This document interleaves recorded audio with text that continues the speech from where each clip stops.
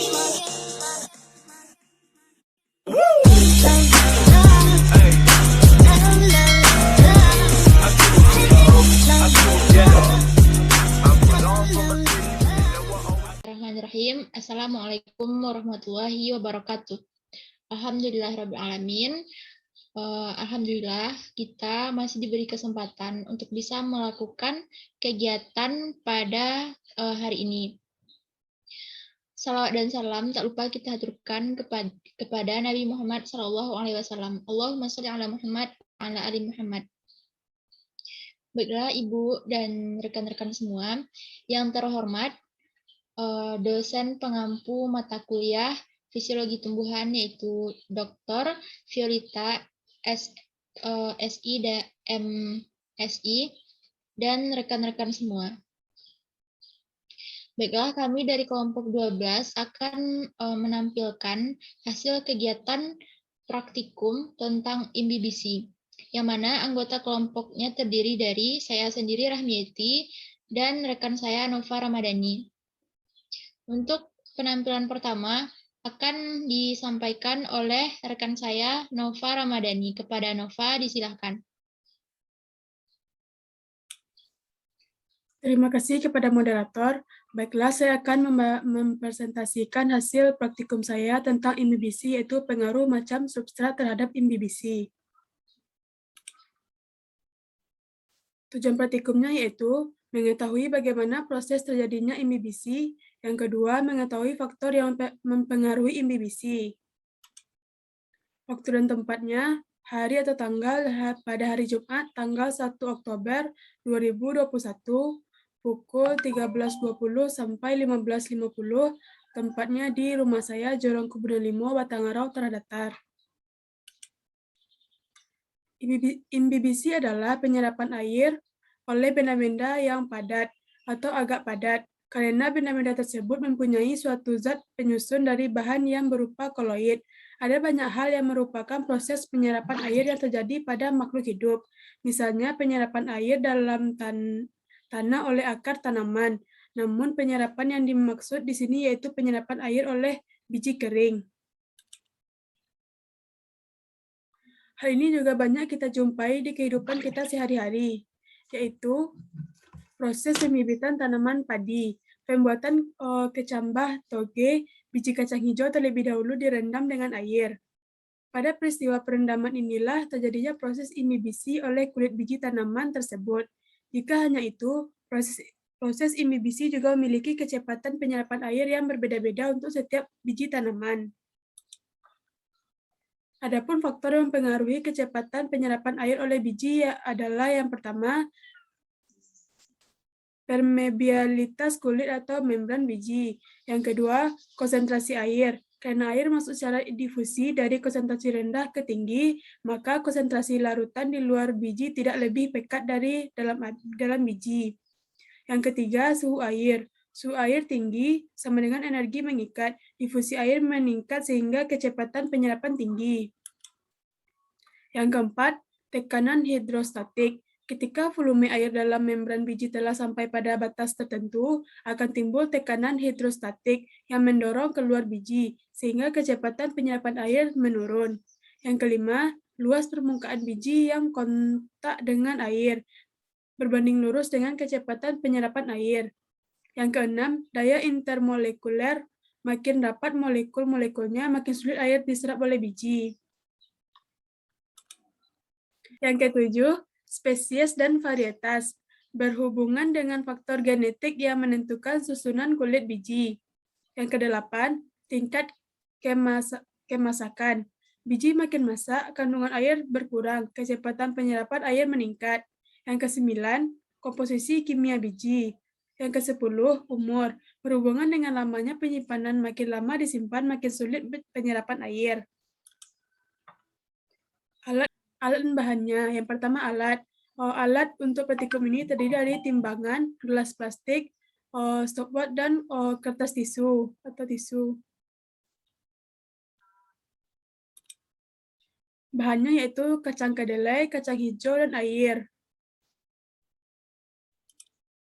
Cara kerja dari petikum imbibisi ini yang pertama yaitu menimbang kacang hijau dan kacang kedelai masing-masing 100 gram, kemudian memasukkan ke dalam gelas plastik. Memasukkan air ke dalam gelas plastik sampai biji terendam. Yang ketiga, menunggu hingga 3 jam. Setelah kita menunggu 3 jam, jadi kacang kedelai dan kacang hijau seperti ini bentukannya. Kacang kedelai airnya sudah hampir kering, sedangkan kacang hijau masih ada airnya, tetapi juga sudah berkurang.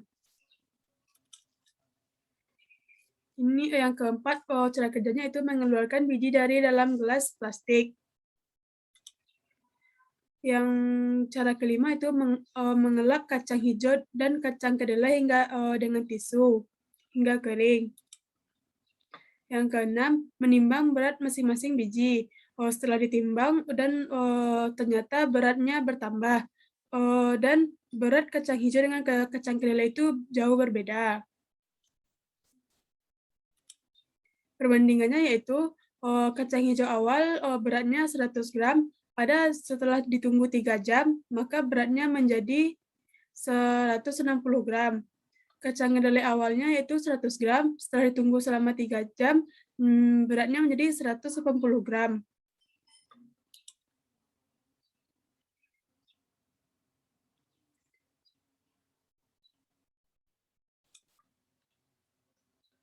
Pembahasan. Berdasarkan hasil pengamatan yang telah saya lakukan, yaitu dengan tujuan mengetahui kecepatan emisi biji yang direndam air, didapatkan data yang menunjukkan bahwa kacang kedelai dan kacang hijau telah mengalami emisi atau penyerapan air oleh biji. Hal ini diketahui berdasarkan berat biji yang semakin bertambah setelah dilakukan perendaman selama 3 jam. Air yang diserap oleh biji di dalam gelas plastik, adapun proses masuknya air ke dalam biji terdapat berbagai cara, antara lain masuknya secara imbibisi, perembesan, dengan menggunakan bagian kulit biji, dan secara difusi dengan menggunakan organ Rape atau mikrofil dan hilum. Faktor yang mempengaruhi kecepatan penyerapan air oleh biji adalah konsentrasi air. Karena air masuk secara difusi dari konsentrasi rendah ke tinggi, maka konsentrasi larutan di luar biji tidak lebih pekat dari dalam biji. Suhu air tinggi, energi meningkat, difusi air meningkat sehingga kecepatan penyerapan tinggi. Dan tekanan hidrostatik. Ketika volume air dalam membran biji telah sampai pada batas tertentu, akan timbul tekanan hidrostatik yang mendorong keluar biji, sehingga kecepatan penyerapan air menurun. Pada pengamatan saya biji yang lebih cepat menyerap air adalah kacang kedelai, karena dilihat dari tekstur bijinya yang tidak terlalu keras daripada kacang hijau, dan biji kacang kedelai tidak dilapisi oleh kulit. Dan pada kedelai terkandung senyawa higroskopik yang kemudian dapat menarik air dengan cepat agar terserap ke dalam sel dan terjadilah proses imbibisi. Kesimpulannya, kecepatan imbibisi biji kering yang direndam air dapat meningkat dan dapat menurun. Biji dalam menyerap air memiliki tingkat kejenuhan. Ketika biji tersebut mencapai titik jenuh, maka air yang masuk tidak lagi bertambah, melainkan tetap pada keadaan semula. Hal tersebut mempengaruhi dari berbagai faktor seperti tekanan hidrostatik. Ketika volume air dalam membran biji telah sampai pada batas tertentu, akan timbul tekanan hidrostatik yang mendorong keluar biji sehingga kecepatan penyerapan air menurun. Sekian hasil presentasi praktikum tentang imbibisi saya kembalikan kepada moderator. Terima kasih Nova yang sudah memaparkan hasil kegiatan praktikumnya. Setelah saya akan menjelaskan hasil dari kegiatan praktikum yang saya lakukan. Judul praktikum kali ini yaitu imbibisi.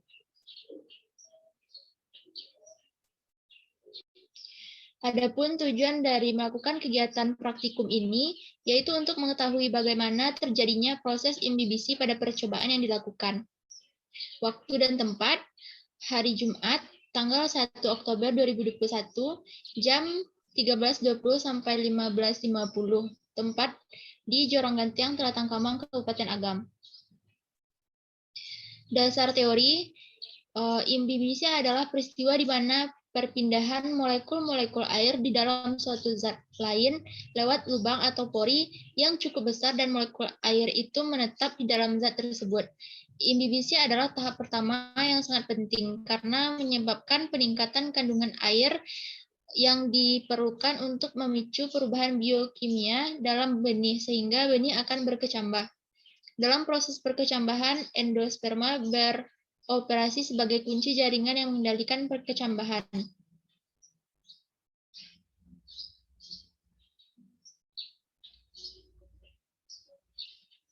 Selanjutnya, alat dan bahan yang diperlukan untuk melakukan kegiatan imbibisi. Yang pertama, gelas plastik, timbangan, stopwatch. Bahannya kacang hijau, kacang kedelai. Di sini saya menggunakan kacang tanah sebagai pengganti dari kacang kedelai. Yang ketiga, tisu dan air.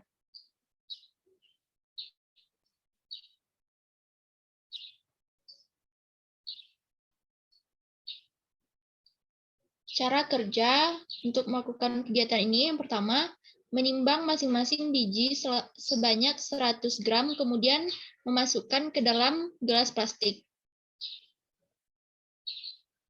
Selanjutnya, memasukkan air ke dalam gelas plastik sampai biji terendam. Jumlah air yang digunakan harus sama banyak, kemudian ditunggu hingga 3 jam.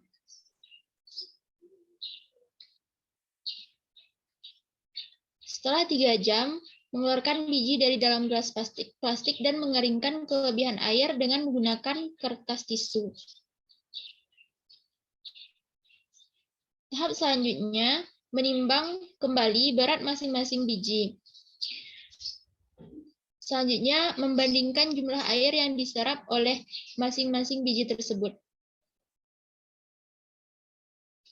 Hasil dari pengamatan ini, berat awal kacang tanah itu 100 gram, kemudian berat akhirnya 190 gram. Kemudian untuk kacang hijau, berat awalnya 100 gram, dan berat akhirnya 130 gram.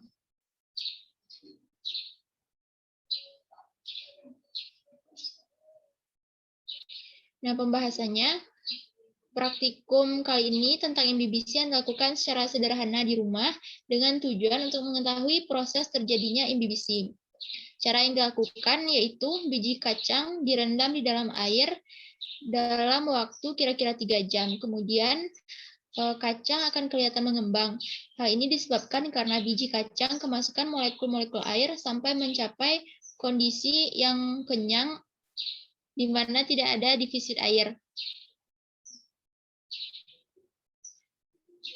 Dari hasil mengamati proses imbibisi yang menggunakan sampel kacang hijau dan kacang tanah, dengan perlakuan yang sama, didapatkan berat akhir dari kacang hijau, yaitu 130 gram, dan kacang tanah 190 gram. Hal ini mengindikasi bahwa struktur kulit yang berperan, maksudnya struktur kulit biji yang berperan terhadap proses imbibisi hanya lapisan epidermis dan hipodermis. Epidermis merupakan lapisan yang terpenting karena merupakan lapisan kulit terluar biji, sehingga menjadi penentu berhasil tidaknya air yang masuk ke dalam biji. Kemudian dilapisi oleh lignin atau kitin. Selain itu, lapisan epidermis tersusun oleh jaringan palisade, yang di dalamnya terdapat sebuah lapisan yang diduga berfungsi sebagai pengatur proses imbibisi ke dalam biji kacang.